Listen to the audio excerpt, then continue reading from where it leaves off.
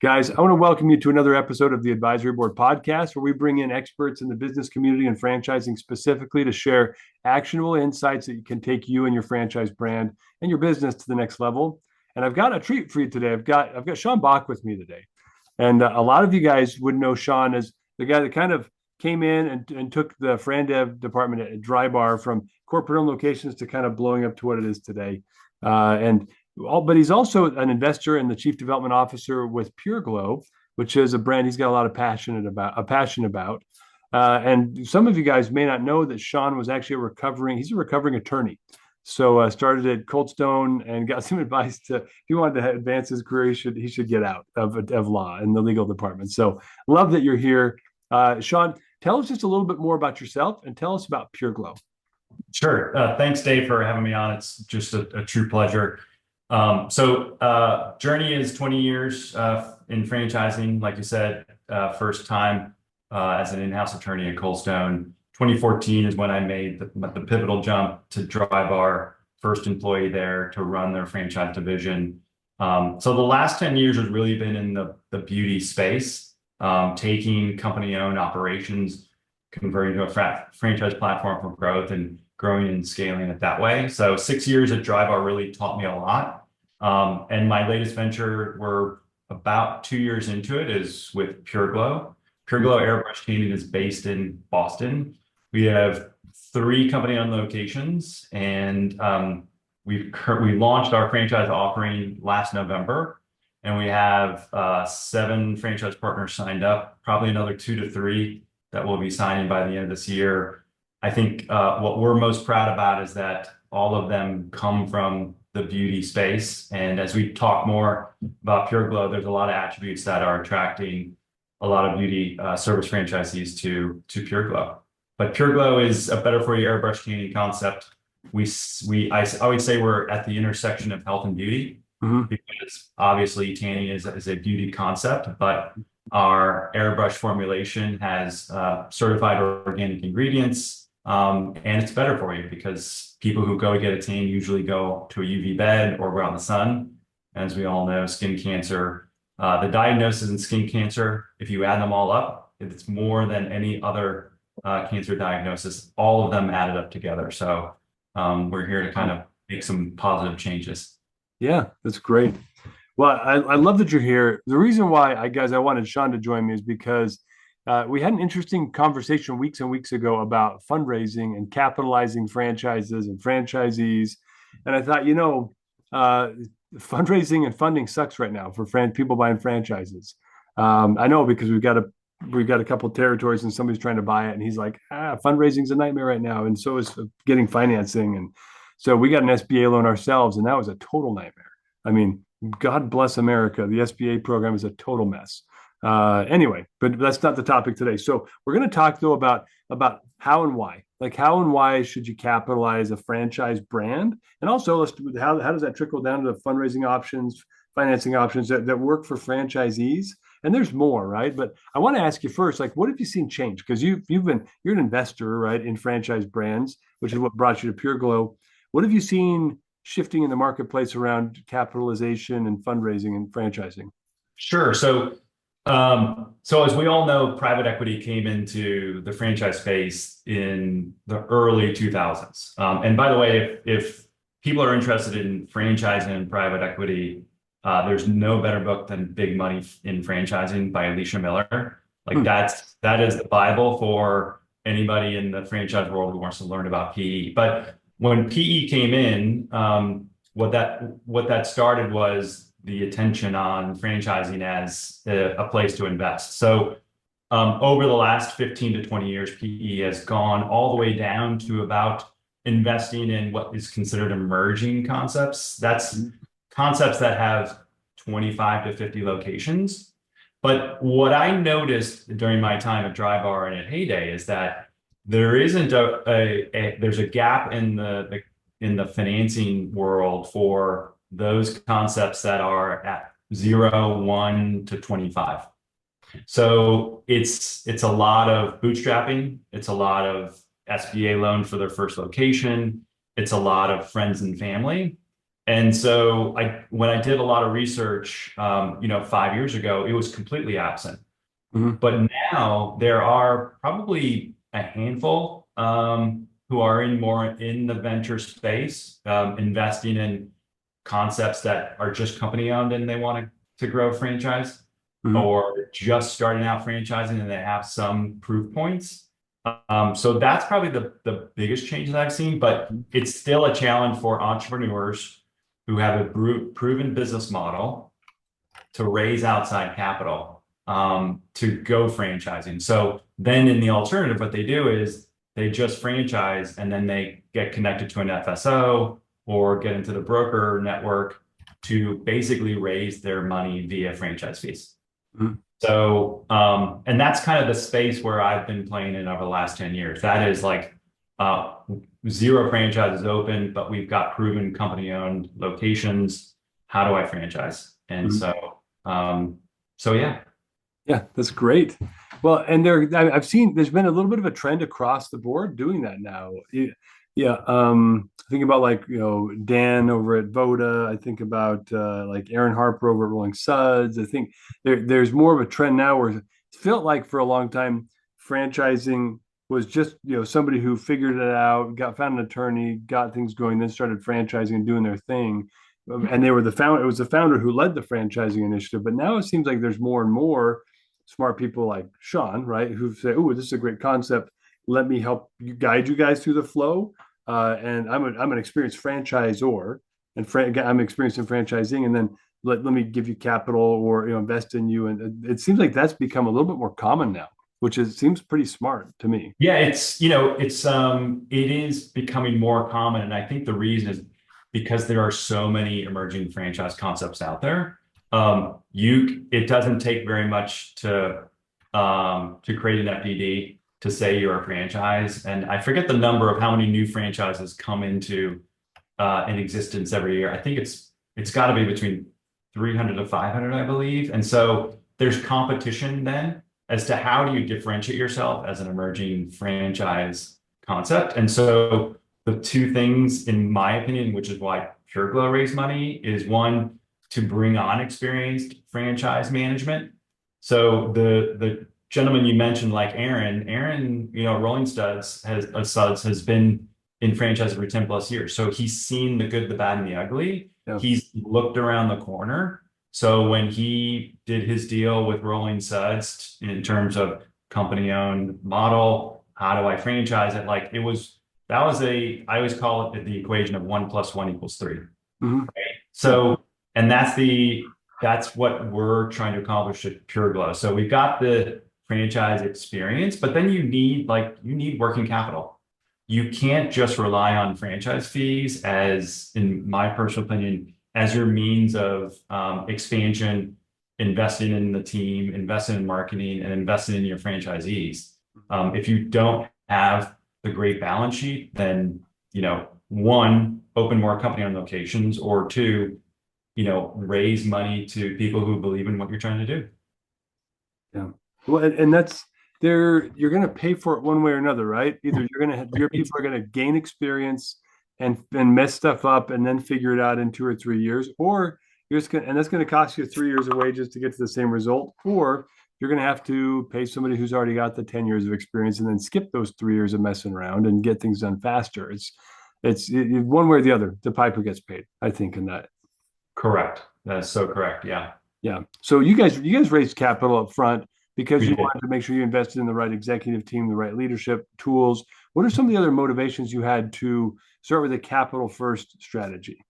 Yeah, so I think one of the things, so what's specific and unique to PureGlow is that she had two company-owned locations, which great cash flow would have helped with, the franchise expansion. But what we saw was there was a gap in the marketplace for a better experience to be delivered for an airbrush tan. Hmm. So what we decided is we need to open a third location, our what we call prototype. And so I'd say half or more than half of what we raised went towards that project. And so we partnered with a really award-winning design architect firm out of New York, Heitler Houston. Hmm. They were the geniuses behind Drybar.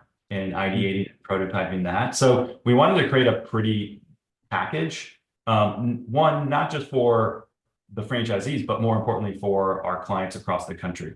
And so when we did that design, we did it in mind of how do we create this box so it's replicated from day one for the next 100 locations, right? So that takes time, money, thoughts.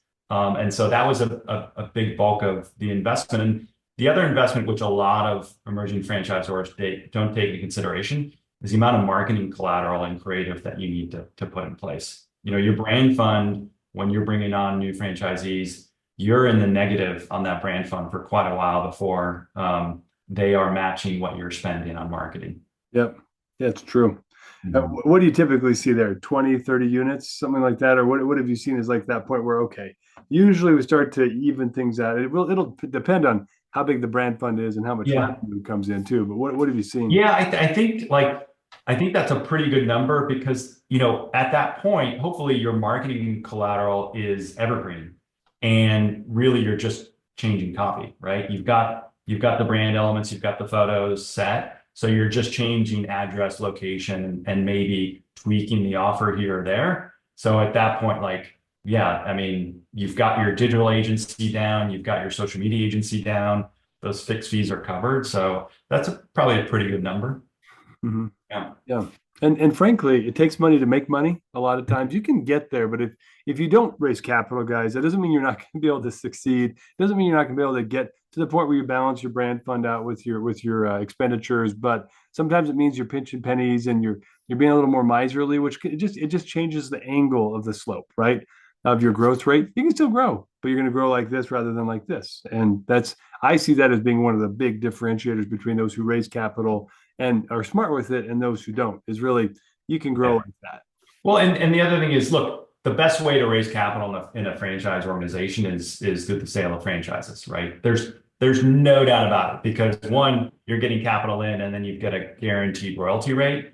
Mhm. However, you know, when you are an emerging franchise or you need to be super mindful of who you bring on board. And so part of the other strategy on our capital raise is that we wanted to be super selective and bring on really experienced people from an operations perspective.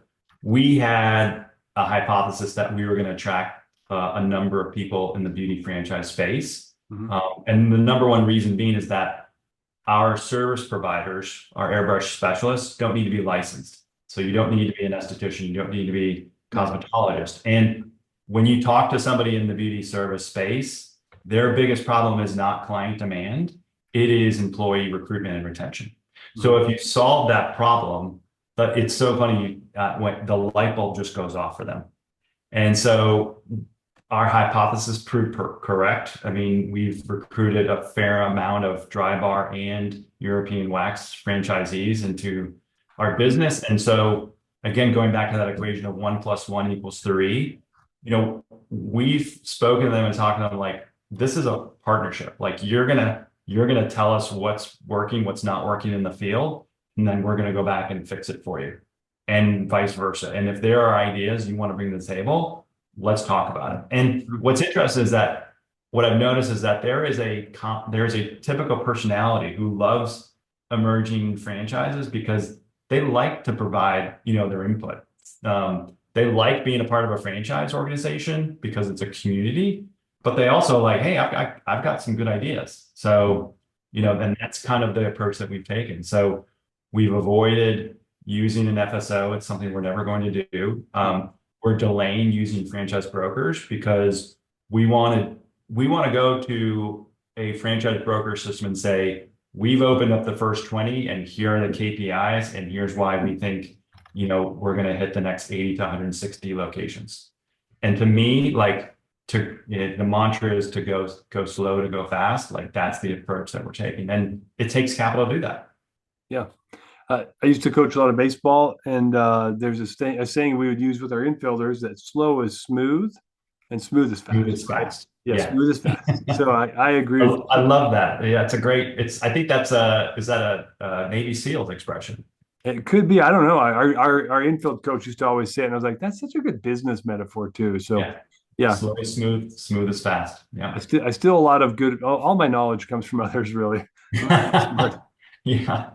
So yeah, but I love and it there's a pressure, right? Let's talk about the reality of this. When you're an emerging brand, a young micro emerging brand, and you have 1 or 2 units, you don't have any royalties really coming in. You have your corporate store location or locations, hopefully, and that's usually where you suck the funds out to fuel the franchise growth typically. Right. Yep. But let's say you sell your units early on, so you don't have a lot of that. There's a lot of pressure to feel like I got to sell another unit. I got to sell another unit so I can then hire that marketing person, have 6 months of runway with their salary, so I can then build this up. And that's where people start to get themselves into a little bit of a cash crunch Yep. problem, which then Yep. it weakens your decision making. When you get into that limbic region of your brain, it's fight or flight. You're nervous, you're anxious, you're worried. You start Mhm. making decisions there instead of where you should be making decisions, and then you start letting people into the franchise system that frankly can cause more damage than good. And I'm not the expert there. I've just seen it and I've heard Yeah. people tell me about it. But Sean, what have you seen there? You've been through that before. Well, what's funny is my whole, I when I moved out of the legal department, I went to franchise development, and I would say foundationally speaking, franchise development has been kind of my thing. I've done operations, I've done just about everything, but I think it was a blessing to be in that legal department for the first 2 years, simply because when the operations team couldn't figure out how to deal with the franchisee, it got turned over to us. And 100 times out of 100, the problem was that the franchisee should have never been in the system in the first place. Mm. One, because they didn't want to be involved from a day-to-day perspective. They thought it was going to be easy. They weren't really given kind of the true facts of how to run a franchise, and that it does take time. And look, we're not PureGlow is not recruiting semi-absentee franchisees, and that's our strategy. I would hope that all of our franchisees become semi-absentee at some point, because Mm-hmm. that means they've built out their team. But you got to be behind the front desk. You got to understand how the business runs. And if you don't, then you've got problems. And my time at Cold Stone, I had to terminate franchisee after franchisee. It was the same story. And I always tell people in the franchise development process, I'm going to be 100% transparent, because I'd rather you tell me no now than 2 years from now, Yeah. right? Because After you've leveraged your home and gotten a loan. yeah, Yeah, exactly. Yeah. then those issues just compound, right? Mhm. And then, there's nothing more important in an emerging franchise concept than great validation from your franchisees. If you don't have that, like, Yeah. you're throwing water out of the boat. I call that the flywheel effect. Like what you're describing, not feeling the pressure to bring on every Tom, Dick, and Harry because you want to make sure the first 10 are like rock star, rock solid culture setting people Mhm. that are going to operate their franchises. Well, you're creating the flywheel for the next decade of franchise sales, right? You're Correct. creating a culture that is going to be innovative and forward looking, not retrospective and complaining all the time. And then you're also your validation process is a breeze, right? Because everyone's like, this is the best decision I ever made, rather than some dude snookered me into buying a franchise. It's not going to be that. So yeah, it's wise what you're saying, and it all stems for you guys, your strategy to capitalize properly, right? Correct. And it is this recognition of, when we're at Discovery Day, we tell them we don't know everything.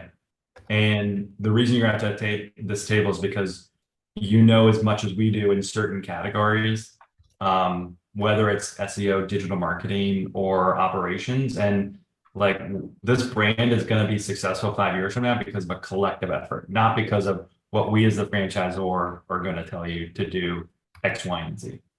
Hmm. And it's been a great proven method so far. I mean, knock on wood.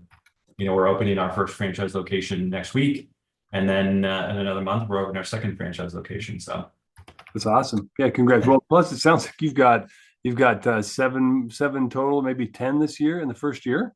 yep. So seven signed. Another 2 to 3 that are post like Discovery Day, who are obviously, we all know, like, they're a thumbs up, but you don't want to say sign deal until everything's kind of documented there. Yeah, yeah. But we've got great momentum. And the other thing that's really interesting is that when you do create and recruit really great, a really great first 10, they actually, beyond just the validation, their network then starts to pay attention to what they're doing. And so it's funny because like one of our Drybar franchisees like was one of the first to sign, Shannon Williams. She was the original Drybar franchisee, and then she was the second franchisee to sign on for us. And everybody in the Drybar franchise system called her the next day saying, "Okay, tell me about Pure Glow." Right? So it's like Yeah. it's the validation, but it's also like, oh, Shannon is doing this. Like, I need to pay attention. It's funny how that works. It really, I mean, just one more reason why you need to be focusing on high caliber talent with your first 10. It makes it harder though. It makes it slower. And if you don't have enough Yeah. reach or exposure to your brand, it might take you years to get the top 10, the first 10, right? That are actually that Well, caliber if you're selective. and I always go back to JJ Duran at Restore when he started with them. He partnered with the co-founders, and like the first like bulk of their franchisees were all former Navy Academy. And it's because they were from the Navy Academy, right? So they talked to their friends. Those friends are like proven business model, open, things were going gangbusters. And then what happened? There, the circle of the Naval Academy started to grow and grow and grow, right? Yeah. And so, from the amount of lead generation spend, I'm sure that Restore had to do is probably next to nothing, right? And that's with us too. Like we're not spending much on lead gen, and we're not paying, commissions on FSOs or brokers at this point. Yeah. More cash in the bank, more investment in the brand. I love it.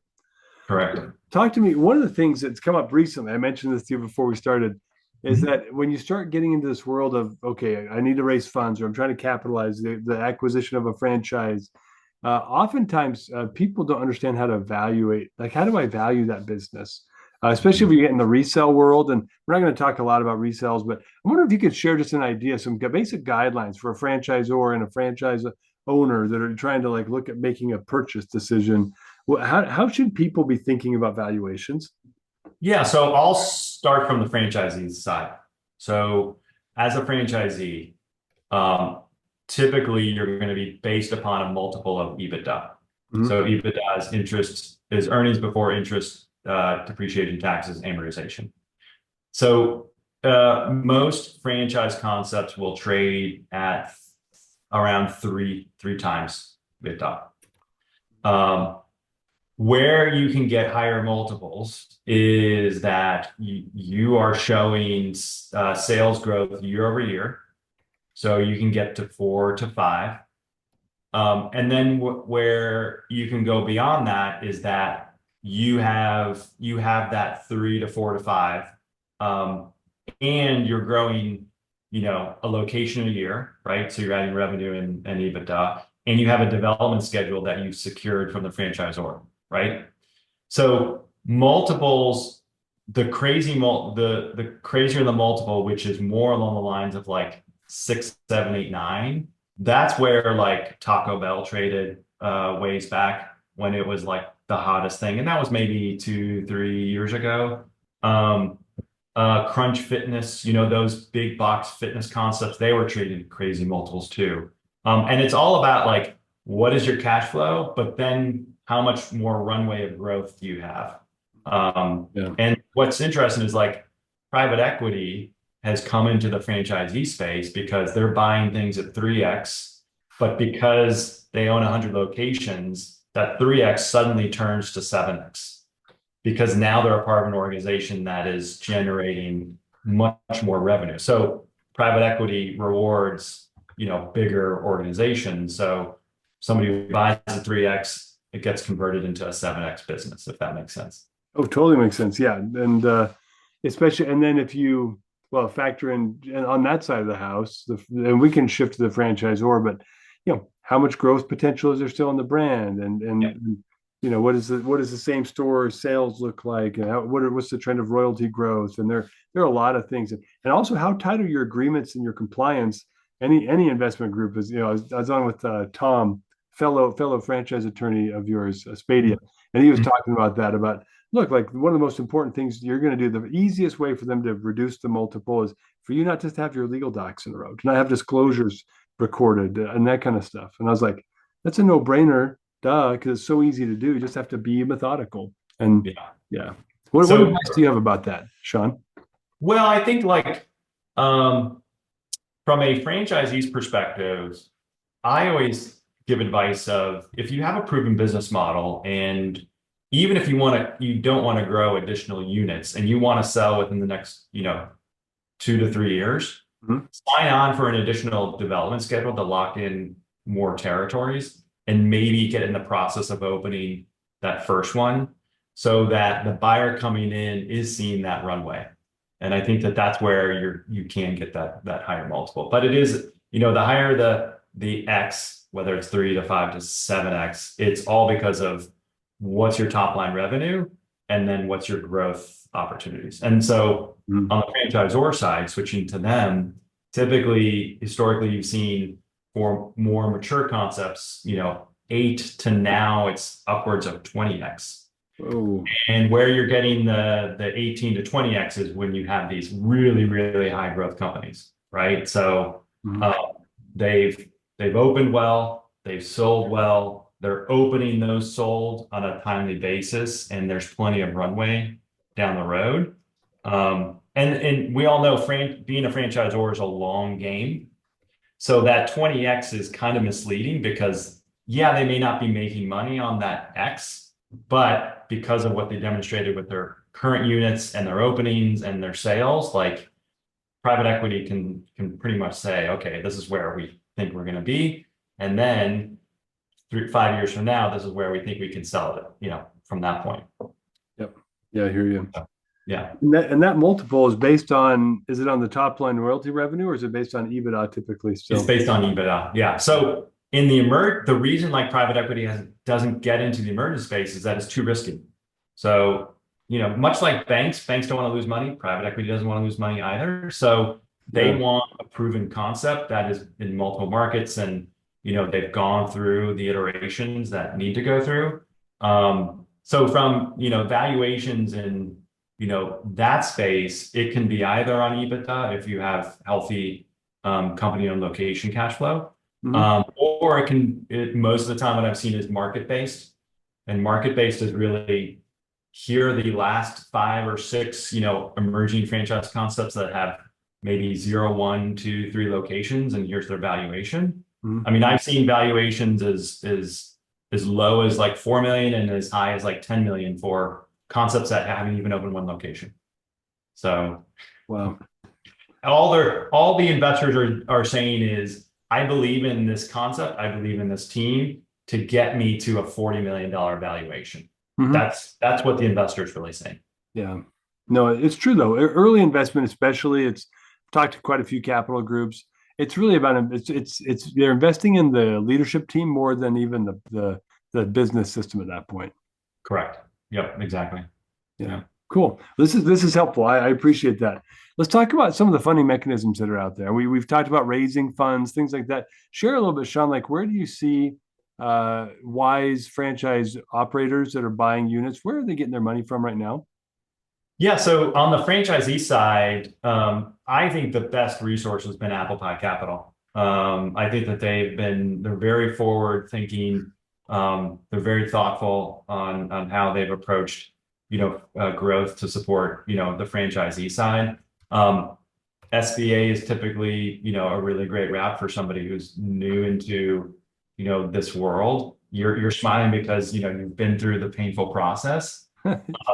But I mean, hopefully there comes a lender who is opportunistic who can figure out the SBA tape, right, and Mhm. make it a more streamlined process. There's a business opportunity there, but it's the tried and true, stuff. And again, going back to private equity, they're now getting into the franchisee space. So if you have, 3, 4, 5 locations, you're a proven operator, you may get a PE firm to back you, and you may be the operator, and they do a roll-up strategy where they're buying onesies, twosies in a system that they believe in, and so that could be your growth capital.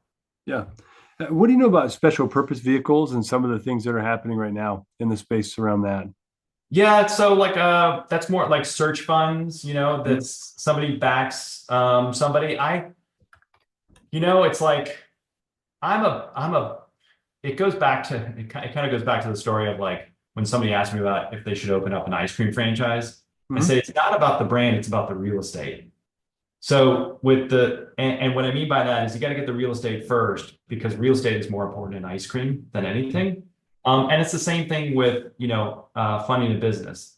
Don't get the money first, get the business first, then get the money, Mhm. right? So these special purpose vehicles, they have the money, now they're just going out and they may make, certain modifications or sacrifices because their time limit is getting close to expiring. So they're just gonna be like, you know what?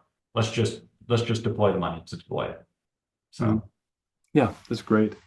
Any other, so Apple Pie Capital, I mean, are they specializing in like 401k rollovers or what do they do? no, they're more they specialize in more conventional loans. So when you are an experienced franchise operator, you should go to Apple Pie Capital. Okay. One, because if you're an experienced franchisee, more likely than not, your franchisor is past the 25 units that Mhm. they like to see. So there's a proven history. And so what they try to do is they try to release you from the restrictions on SBA and they help you with a roadmap of, hey, you want to get to 3, you want to get to 5, you want to get to 7, like here's what we can do for you. Okay. But Yeah. if your brand has fewer than 20, 25 units, then they're usually going to shy away from that. So there's two routes. So there's SBA, Mhm. right? Yeah. So that's the painful process. But again, like knock on wood, we've had the luxury of finding well capitalized operators. We've got a really great brand that a lot of smart money is getting attracted to. So luckily we don't have that issue because they're self-funding. So Yeah, I love that. Well, yeah. let's shift the dialogue though. Franchisors. So, what would you say are some of the key ways that franchisors are getting capital to get started?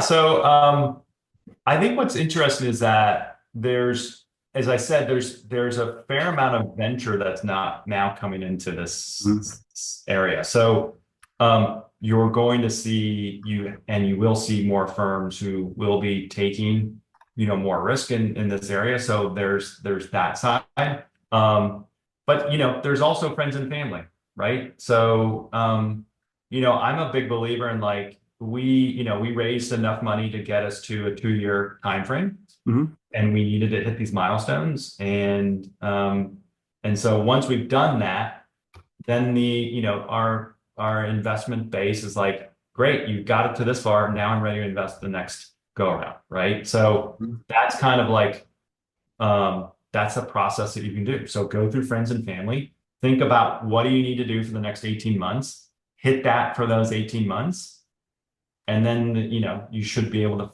to find more money from there. Yeah. The groups that I've talked to over the years, the word traction is what comes up a lot when they talk Mhm. about fundraising. Like, look, most investors aren't going to say, "What a great idea! Here's a check." Right? Mhm. Yeah. Angels will, early stage seed and venture will, but most won't because they're looking for Right. traction. They're looking for a brand that's got a proven runway. Even if you just sold 3 or 4 units in the Mhm. first 18 months, 2 years, and those units are operating well, that's usually enough, right? Because they want to see Correct. you've got track record and you've proven the model, rather than just saying, "Hey, you've got an FDD and you've run a successful plumbing business for 20 years." Like that's it's not enough usually to get Yeah. capital. And the other thing to think about is if you're looking to raise money as a franchisor, the franchisee space is a really great place. So there are plenty of franchisees who've made plenty of money and realize as a franchisee, wow, the franchisors really make good money too, right? So you don't have to explain the franchise world to them, right? Mhm. They get it already. And we have the luxury of our lead investor is a franchisee in the Drybar world. So Nice one, what's great is like she gets franchising, but secondly, the network. franchisees who come into PureGlow are like, we've got a franchisee on the board, right? The franchisor is not making decisions just for the benefit of the franchisor. Like we've got a voice on the board who's saying, hey, what about the franchise system, right? So Mhm. uh, it's a big opportunity. I love it. Well, let's summarize a little bit, if you don't mind. Share, Yeah. like, if you were to take three key takeaways, like what would you say are three key things that franchisor that's listening to this episode ought to really know about these topics we've talked about funding and about using a capitalization strategy to improve your long-term vision and strategy of building a brand successfully. What would you say are the top three things they ought to take away from this? So it's the mantra of go slow to go fast, or smooth is slow, or was slow is smooth, Oh, smooth is. smooth as fast. Yeah.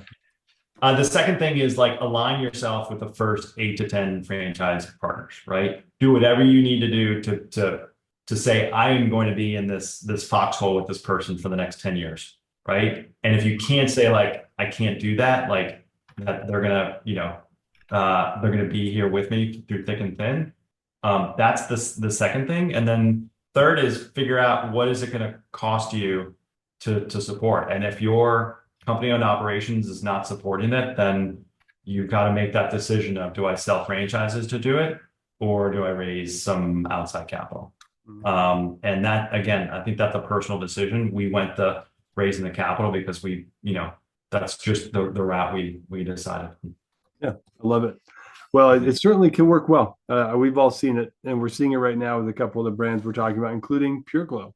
So, Yeah, thank you. man, Sean, I'm so glad you could come on, share your wisdom and experience. That was fantastic. And we'll have to do it again sometime. I'll be keeping my eye on you guys at Pure Glow. Great. Thanks so much, Dave. It was great to be a part of this. Yeah, So thank you. likewise. Thanks, Sean.